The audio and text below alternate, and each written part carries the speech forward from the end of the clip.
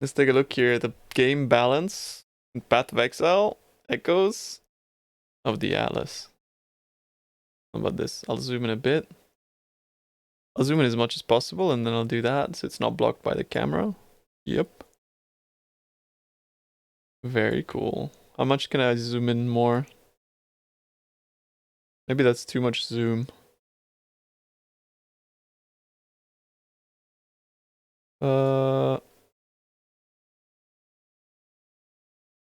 Yeah, that's too much zoom. Okay. Can you guys read that? Alright. Yes. Cool. We'll read it word by word and we'll give our little take on it as we go through. So, as with every new league and expansion release, we are making a variety of balance changes to broaden the number of builds that are competitive in the endgame while lowering the power of specific mechanics that outclass the rest. We've outlined the most important changes below and discussed our reasoning and methodology. Specific values will be available to read tomorrow in the patch notes. Game balance and Path of Exile. Ascendancies. In addition to reworking the Elementalist, Inquisitor, Deadeye, we've made several changes to every Ascendancy class. Rather than going over every single change, here are the general philosophies behind the changes. Improve interesting stats on Ascendancies while removing the less interesting or less essential secondary stats. This brings these Ascendancies closer to the style and design intent of Path of Exile's 2 Ascendancies, where notable passives have fewer stats, but are individually more impactful and interesting. That's very cool. For example, Quartz Infusion on the Raider now grants phasing at all times, and 15% chance to dodge attacks and spell hits. Previously, it granted a variety of ways of phasing, to gain phasing, a damage increase, and a smaller attack dodge value. That's pretty cool. Permaphasing is cool. Rebalance the power of notables within the ascendancies. We want the choice between notables to be more flexible. Sorry, I'm still learning how to read. With power moved away from generic bonuses. For example, Master of Metal has had one additional impale hit and its chance to impale removed as a passive granted too much power. Doesn't that make it better? One additional impale. Chance to impale is like you can get it easy. You can get it quite easy, I think, in endgame. But I think that makes it better. One additional impale is good. While inspirational now gives a higher value of aura effect in place of its movement speed bonus to focus more on the power of aura investment. Oh, that kind of sucks, actually. That kind of sucks. Well, maybe it doesn't. Maybe it's like stronger, like numerically, but the movement speed was really cool, I feel. That makes champion a little bit less cool, I suppose, because the movement speed was really sick. Rebalance the power between ascendancies to encourage players to re-examine optimal strategies. For example, the Trickster's Escape Artist node provided too large of a concentration of offensive and defensive power for hybrid evasion and energy shield characters. So the chance to dodge spell hits if you have energy shield has been removed, while attack and cast speed per Ghost Shroud has been slightly lowered. Okay. So the dodge is gone, which kind of sucks. Because, let's take a look. How much dodge was it before? The dodge was like 5% in total or something. Let's take a look, sorry. It's 10% chance to dodge. That's quite a lot of dodge, honestly. But it's not like, not insane. Attacking cast speed per Ghost Shroud, evasion, max MVS on helmet.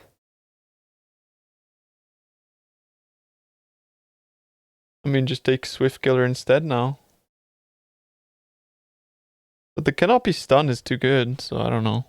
If you want more damage, I guess Swift Killer is even better now. But the cannot be stunned is too good, I think. It's still really fucking good, I think. It's really not that bad. Like honestly, it's still really, really, really good. Because cannot be stunned. It's just way too OP. But yeah, we'll see about that. Where was I? Slightly lowered. The Slayer's masterful form now was seldom taken. And wasn't providing enough power as it should, even for frenzy charge invested characters. So now grants +1 maximum frenzy charge instead of charge duration modifiers. That's huge. +1 frenzy is massive. Relocate stats between ascendancy passives and change the layout of bonuses. And ascendancies where it would make the ascendancy more attractive to a wider range of character builds. For example, the chaos slash cold damage over time multiplier on the occultist withering presence and frigid wake instead now grants more chaos damage instead, or cold damage. Which, by the way, I think this is amazing. I think occultist looks really great. I like it because it's like, it's not only a buff to all other builds, but it's also a buff to chaos and cold builds. Because more cold damage is like, because like dot multi has diminishing returns where more cold damage doesn't. Like, it's just more. Like, there obviously will have to be a balance between more and increases, but overall it's a buff for both builds, even though it's like 5% less. Still a buff. Making these nodes useful for hit-based chaos and cold builds, while leaving the nodes similarly powerful for chaos and cold damage over time builds. Like, it's really, really good. Yo, ore stackers. Laugh. As new mechanics have been introduced, and players have optimized builds character using multiple auras, have grown significantly in power, both offensively and defensively. These builds moved above our acceptable top end level of power. The addition of alternate quality effects on aura gems, which added extra effects to your auras, were a large contribution to this. We have made a few radical changes here. Radical. Oh shit. Aura alternate qualities that grant you and nearby allies extra effects have all had significant value reductions. We believe in the general case, especially when playing solo, these will still be desirable given the regular quality effect on the aura gem provides very little in most scenarios. Yeah, which is just AoE. This is something that will be revisited in the standard quality bonus granted by all auras. Is changed in the future. Okay. So maybe they'll change the quality on auras in general. I see. But honestly, like, this doesn't change anything. Like, ore stackers were insane before alt quality anyways, so it's fine. Small passive skills on clusters. Cluster jewels that grant increased effect of non-curse auras from your skill and increased effect of your curses now grant 3% from 6 and 5 respectively. These desirable stats were scaled on the regular passive tree, were scarce on the regular passive tree, often requiring a large investment to reach each cluster, but they became very accessible. Once cluster jewels were introduced. After this change, using multiple aura cluster jewels together should be less efficient relative to the regular passive tree. Still, not enough. That's still not enough. We've also adjusted the cluster jewel notable passive Stalwart Commander first among equals, as they were providing too much accessible aura effect. Okay. Still not enough. Like, this doesn't kill aura stackers. Yeah. This doesn't do anything to aura stackers. I don't think. Not enough. A 340 mil aura stacker POB went to 60 mil. Oh no. What am I gonna do? 60 mil. It's not enough. Jeez. Still gonna kill everything in one shot. Badge.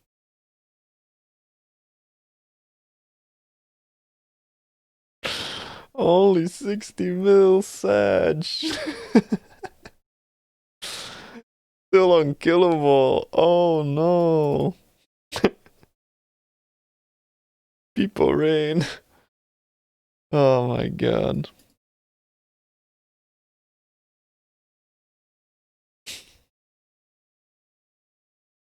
Yeah, I suppose.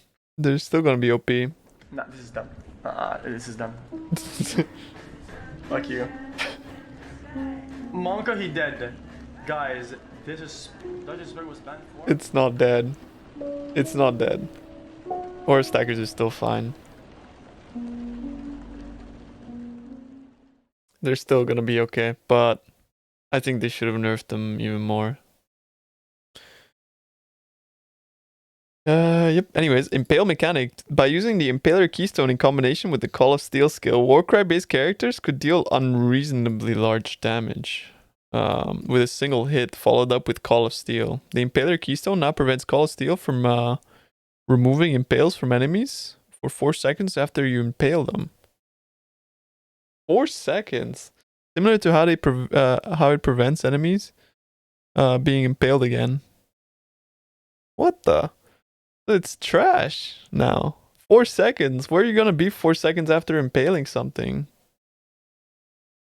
This allows builds to retain some interesting interaction, but prevents all damage being completely front-loaded before a boss has a chance to act. Okay. So yeah, I'm glad Aura Stacker's still a thing, but fuck Impale, dude. Fuck them. Yo, hardcore players, fuck you. Aura Stacker's fine though. Don't worry about it. But hardcore players, fuck you, dude. Melee, fuck you. But Aura Stacker's fine though. You can still play that. Don't worry about that. All right. Yep. For all builds utilizing Call of Steel and the Lord of Steel unique jewel providing 2 large damage bonus from a single item. The Lord of Steel jewels that granted increased reflect damage now grant 25% increased reflected damage from 40 to 50. That's a huge nerf. To allow players to invest in Call of Steel without requiring a specific unique jewel. But the unique jewel is so common. This is not to allow players to invest into Call of Steel without requiring the specific jewel. This is just to nerf it. What kind of a line is this? Like, what? You're trying to make people feel better about a 50% nerf. Like, what? There's no sugarcoating this shit. The Swift Skewing passive tree cluster has been adapted to accommodate a new notable passive, Blade Sovereign. This half of the cluster allows players to invest in Call of Steel maximum shards, use speed and damage over effect. Okay. I mean, like the build was really strong. Maybe this is a blessing in disguise because I know a lot of people that was playing this build, they didn't really like the playstyle, but it was too good not to play it. You know how like ARPGs and RPGs work, where like you just know something so good that you can't not play it. It was the case for this Impale Mechanic. So maybe now that it's not quite as good, people will be like, why not just play something else? It's not as good anymore. Like Aura Stacker, exactly. Which is why I hate the build, by the way. Like, I'm pretty sure it's a really fun build to play and it'll make you feel really good. Like, oh, dude, I'm immortal and I'm doing insane damage. But the fact that, like, for example, I used to play Self-Curse all the time, but I was so addicted to that power that I had to take an entire league to, like, rehabilitate myself to enjoy playing the game with normal builds, or normal, but, builds that are not Self-Curse. And if I was to play Aura Stacker, that would probably be the same thing again, where you just, like, everything's shit. Which I think it's just, that's the problem with giving players so much power, like in one specific aspect of the game.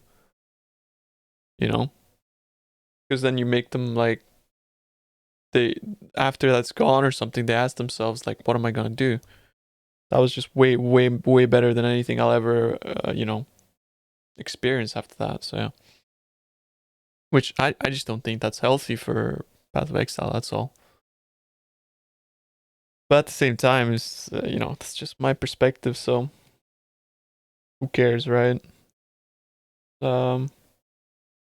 It may be a bad take because at the end of the day, it's all about fun, right? But yeah, well, yeah. So yeah, we got minions next. I already read that. Okay. I could stop whatever I want. I'm not addicted. Minions. Raid Spectre and Golem minion builds usually outclass other minion alternatives and are one of the most optimal mid-investment builds, so we've made some significant reductions to their power. Damn. Raid Spectres will now be monster level 72 at gem level 20 from 76. I've lowered accuracy to roughly match raid zombies at the same monster levels, and a slightly lower monster level scaling past gem level 20. Is that big? Minion players, are you here? From 72 to 76. That sounds pretty big, no? This sounds pretty big. It's big, okay. So it's 10% less damage. Jeez. That's quite a lot. Very big, okay.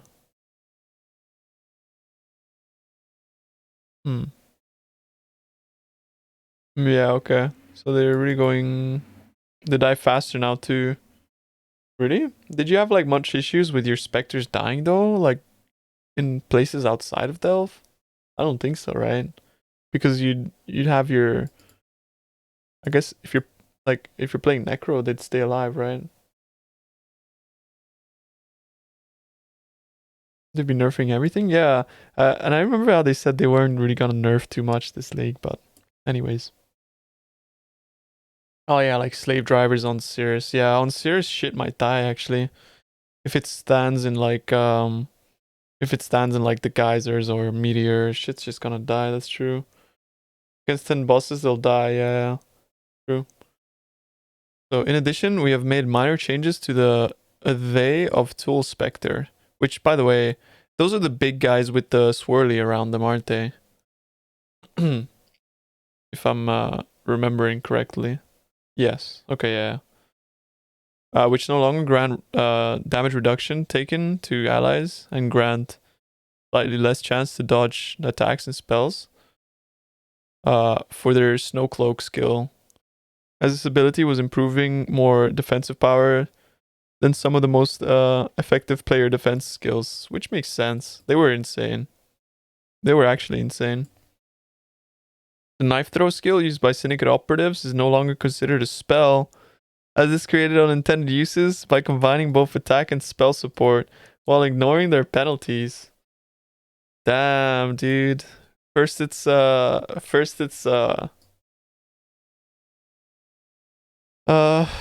sentries and now operatives. But sentries will still be okay. Because sentries were still pretty good. Carrion Golem and Stone Golem have had their damage reduced at all levels, with Carrion Golem getting the more severe reductions of their power exceeded that of other golem types.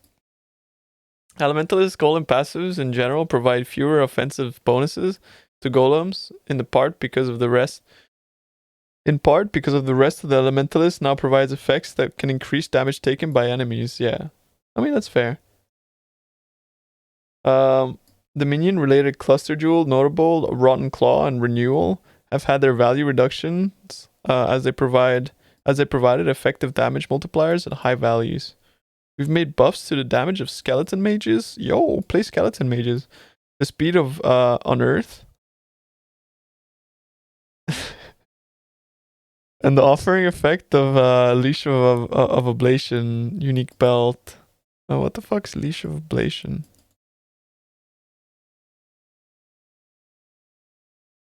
Oh, okay. Wasn't this like a pretty good belt? As they were not as powerful as other alternatives. Trash? Oh. I guess you'll still go for Torrent's Reclamation.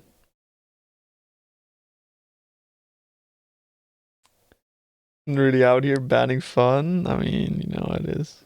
Improving underused skills. While lowering the power of specific abilities, we've also improved the power of others that haven't seen the limelight recently to bring them up to a more competitive level. We have buffed more than 40 unrepresented skills. Note that if a particularly unloved skill has not been touched, that doesn't mean we've forgotten about it.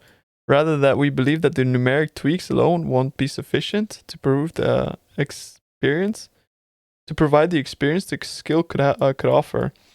And we're intending mechanical changes to the skill sometime in the future. That's very nice to hear. Especially with the question mark, it's very this is actually like unironically really nice to hear. I'm happy about that. So teasers, that's a bog champ indeed. Scorching Ray now has a base cast time of 0.25 seconds from 0.5. That's literally like 100% better now, basically. Just so much better. 100% better, yeah. Kinda crazy. Scorching Ray, bog. Scorching Ray now has a mana cost of 2 to 5 from 4 to 11. This makes the skill ramp up damage on tougher enemies much faster and reaching the state where it applies fire exposure faster. Nice. Nobody quick call him numb. Pepe run. Yeah, I mean it's for ramping DPS, but it's still really good. Oh shit. Yo, Cobra Lash. Now deals 5% more damage for each remaining chain. Okay. Cobra Lash has a lot of base chains, bro. But too bad Deadeye chain is gone. Because I once played like a Cobra Lash build with 11 chains on Deadeye, and it was actually amazing. And I was playing it with Eternity Shroud, deck stacking claws. It has 5 chains at level 20. And the helmet is 3 chains. So yeah, that's pretty cool, I suppose. Cobra Lash now converts 60% of its physical damage to chaos from 50%. This damage multiplier per remaining chain has been added, as there is no longer a stat of this kind on the Deadeye Ascendancy. Yeah, fucking feels bad, bro. Come on, feels terrible. And the mechanic is an interesting way to improve Cobra Lash. The skill's conversion has been increased to make it easy to fully convert the skill's damage to chaos. I think honestly, like if you're playing Cobra Lash as a chaos skill, like I understand how you would want to play it, but Cobra Lash, I don't know if you guys saw, like it has 125% damage effectiveness, and like playing it is just like using Cobra Lash as like, you know, not a chaos build is really good. It's like a melee skill that's like a projectile that travels and it chains. It's really fun. I played it a few times as like deck stacking claws or deck stacking daggers.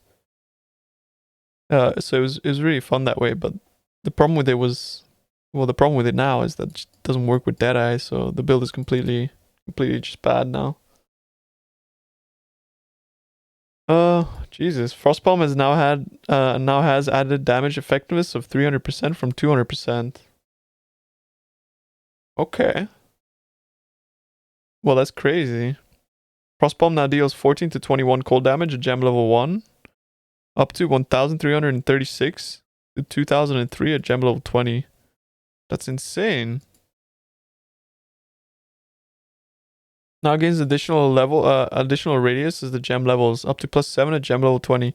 This change enables the skill as a powerful nuke ability when fully supported. Kinda crazy, honestly. I mean, it's good for leveling, of course, because of damage effectiveness, but I mean, it's a lot of damage. I just wish it was faster cooldown, that's all.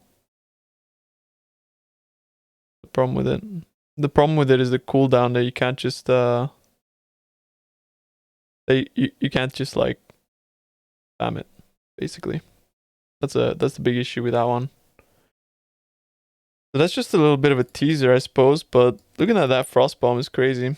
Other skill changes. Earth Shatter now has a slightly more variance on the distance spikes appear from the initial slam.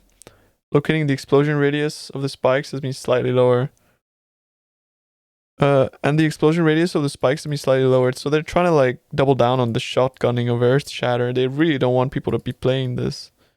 The intent of these changes is to reduce the spike explosion overlap, particularly on large single targets. Jesus, man, why? They really hate melee, man. I don't understand. Contagion has had a small radius, has had a small reduction to its radius. In combination with Essence Strain, it has been consistently one of the most effective skills to clear packs of monsters. I mean, a small reduction, that's fine. It's not too bad. Because Contagion, you just use, you just use like Awaken increased AoE or on it or some shit. You know, it's fine. Other changes. We made a variety of small changes to be aware of. Often as a solution to specific balance concerns or as a result of ascendancy changes. I'm sorry if I'm not reading too well. I'm trying my best, alright? Flash charges on critical strike cooldown. The initial cooldown effects that grants flash charges on critical strike has been lowered from 0.2 seconds to 0.1 seconds, making them a more consistent and effective way to generate flash charges. This change was made as a part of improvements to the Master Surgeon notable on the Pathfinder, but will affect all modifiers that grant flash charges on critical strike, like the Surgeon's flash modifier. That's nice. That's really nice. That's actually like, so it's just more consistency for bossing, I suppose, which is nice. I think that's 100% buff, basically. Like it might seem like 0.1 to 0.2, but that's like, if for a crit build, you put Surgeon on all your flasks, that's pretty good. But yeah, it's still per flask, so, but still pretty good. Like it's not gonna like fill up all your flasks. It's gonna fill up one at a time. That's what I mean.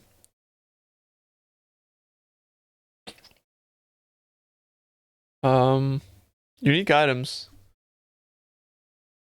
Replica Nebulous provided too much power, too much potential damage for a single item, particularly for builds that didn't care much about survivability. It has a 15 to 20% increased cold damage from 3 to 5 for 1% missing increased cold damage. 15 to 20% increased cold damage for 1% missing resistance, up to a maximum of 300%. And 15 to 20% increased fire damage from 3 to 5 per 1% missing, up to a maximum of 300%. No discap also applies while dual wielding. As in, what does it mean while dual wielding?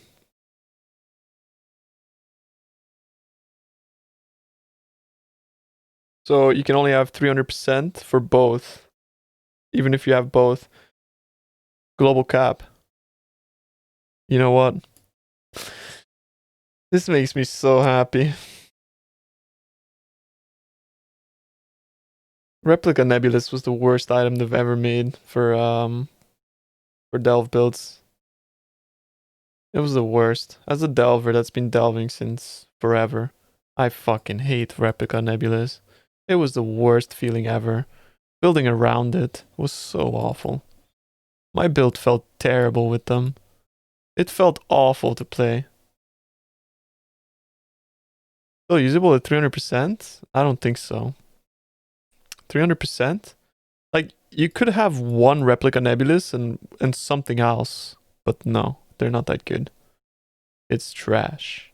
Why did you hate it? Because you had to build your build around just fucking maxing your negative resistance.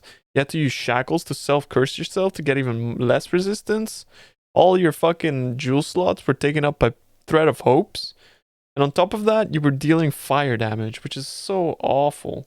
And you could argue like, oh, but then you could use the chest, that makes all damage freeze.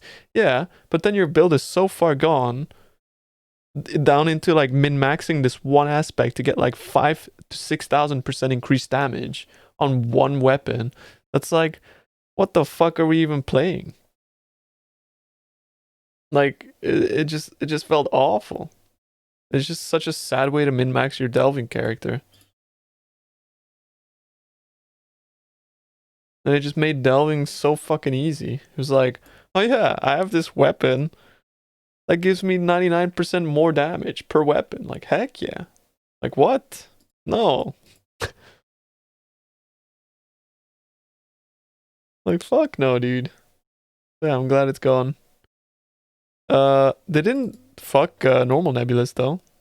So, I think they should. I think normal Nebulous are just, yeah. Yeah, it's a bad concept, right? It just made, like, this league is the first league that I actually stopped pushing Delve. Like, this is the first league I haven't gotten 6k since Legion League because of Replica Nebulous. It just felt horrible. I just didn't enjoy my time at all pushing Delve because of Replica Nebs. I was like, you know what? I'm not having fun with my build. I'm not having fun with the. Even though like Fractured Fossils were more expensive than Sleek than they've ever been, that wasn't enough of a motivator because it just felt sad pushing with a Replica Nebulous build. We got Replica Alberon's Warpath. Do I plan on pushing Delve and SSF? So like I would love to get 6k SSF in Delve, but it's very ambitious and probably not possible. But then again, we have 3 months. So yeah, I would love to get 6k SSF. I don't think anyone's done it either, so that would be kind of cool. Replica Alberon's Warpath now grants 1 to 80 chaos damage per 80 strength, previously per 50 strength, as it was providing too much global added chaos damage compared to other attribute stacking items that weren't weapons. Martyr, Reminiscence, and Disintegrator no longer grants added damage to spells. Now grants the Battle Mage keyword instead, which grants added spell damage equals to the damage of your main hand weapon. These have been changed because of how powerful the damage would be if the player had Battle Mage. Yeah, so if you had both spell and attack, they would be insane with Battle Mage, so that makes sense. That does make sense. It's a hell of a grind, yeah, right. Yeah, I'm restarting SSF. 6k SSF in League? Def done in Standard? Yeah. Definitely done in Standard, obviously. The Standard's been out since fucking... How long's this game been out? But yeah, like, obviously. Since Delve League, they've had the chance to go. But yeah, that's the point, is play in League and get 6k there. But... there's no promises. I'm not gonna promise that, but I'm gonna try. Because I think it's a fun goal. I decided to go SSF this league because I generally achieve all my goals within like 2 to 3 weeks in a trade league. And then I have like 2.5 months left of just like, what am I doing now? Am I just gonna farm maps? I have all the currency that I need. I could make any build that I want. And I feel like I just don't have any goals anymore to chase, and I get kind of bored. So I really don't want to play a trade league again, at least for this league, because I would just get bored and I wouldn't be able to provide content for the boys, and I also would just generally like if I'm bored, like the stream sucks, obviously, you know. And I want my stream to not suck. And I don't want to be bored as well. So yeah. But obviously, like trade league starts are like pure dopamine, so I'm gonna miss that. Like the currency rush at the start is pure dopamine. So I am definitely gonna miss that, but at the same time, I'm not gonna miss what comes after, which is the lack of content. Anomalous Arctic Armor no longer triggers when hit effects from reflected damage. This prevented a case where Anomalous Arctic Armor, alternative quality, and hitless unique swords could permanently freeze most monsters in the game. I think they shouldn't have done this. I think that was cool. Like, barely anyone played this, and it was really fun. Divergent Plague Bearer no longer grants chaos damage taken, reduced chaos damage taken while incubating. Oh man, I was using that. It provided too significant a defense bonus, particularly for builds utilizing Divine Flesh Keystone, especially when combined with high quality enhancing effects.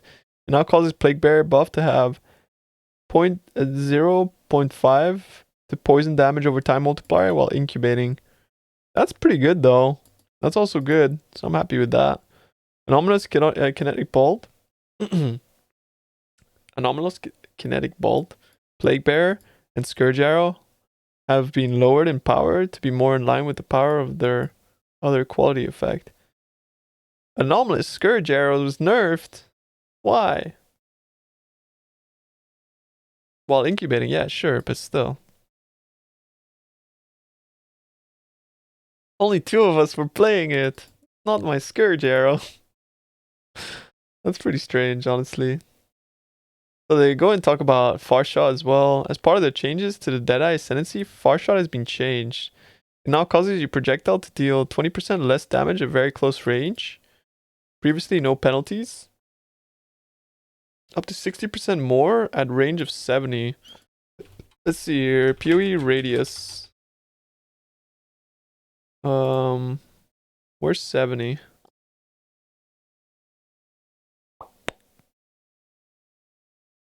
Oh, it's a fucking...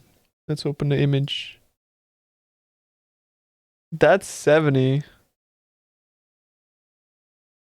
Bro, that's almost off screen. Oh no. That's very off. That's like bandicam.com, by the way. Dude, that's so far. Holy shit.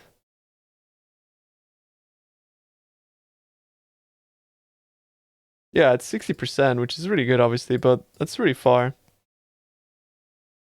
Previously, 30% more damage as soon as the projectile reached this range, with no upward scaling.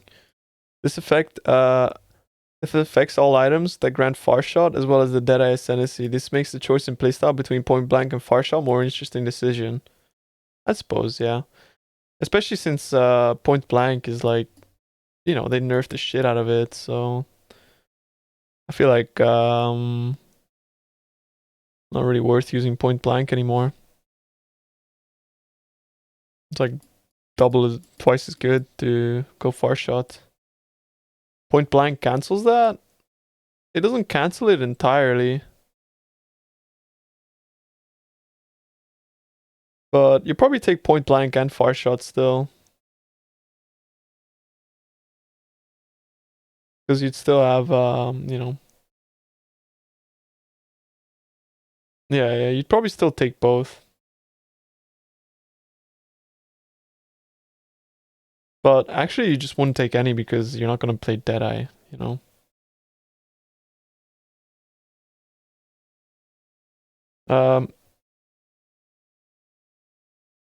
Tailwind, as a part of the changes to the Deadeye Ascendancy, the Tailwind buff now grants 8% increased action speed from 10%. Which it's still, don't worry, they still buffed Deadeye Tailwind by like 20%. It goes to 120% now instead of 100. Which is, you know, so Deadeye Tailwind is still better, but the intent is to slightly lower the power of influence modifiers on boots while keeping it similarly powerful on the Deadeye. Similarly, like it's been slightly buffed, basically.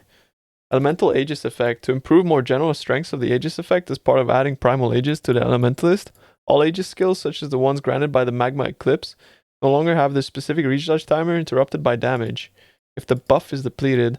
This makes the Aegis skill a much more reliable defensive mechanics when regularly taking damage. Full numerical values of all the above changes and more will be available in the patch notes tomorrow. Heck yeah. Looking forward to the patch notes. And that, boys, was a game balance manifesto in Path of Exile, Echoes of the Atlas. Hell yeah!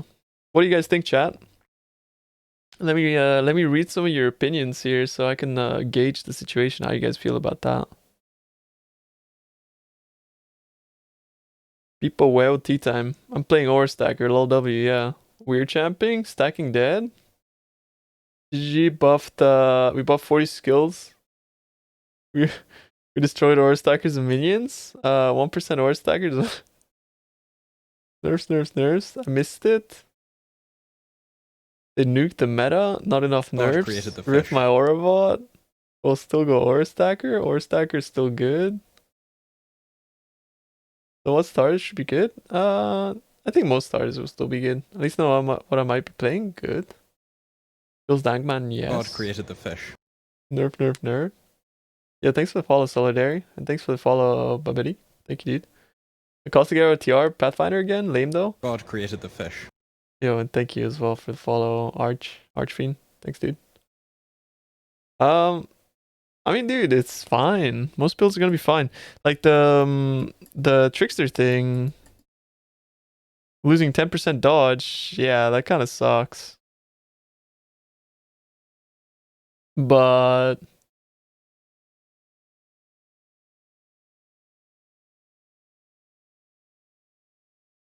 you know, most like most builds in this game don't have stun immunity. So to some extent, I feel like now you just might not take Escape Artist. And you just might go for the Pantheon, the stun and block recovery. And then have a little bit of energy shield. And then just take something like Weave the Arcane or Swift Killer or Harness the Void. Which, by the way, these are very strong. It's just that this is way stronger. By the way, this is only for like non-ES builds. For ES build, you still have to take Escape Artist. There's no choice about that whatsoever. Just for like life-based tricksters. But we'll have to, look back at that. Your mind better than self-cast? It is, yeah. I think so. Yeah, there it is. There's the Balance Manifesto. Pog. Very cool.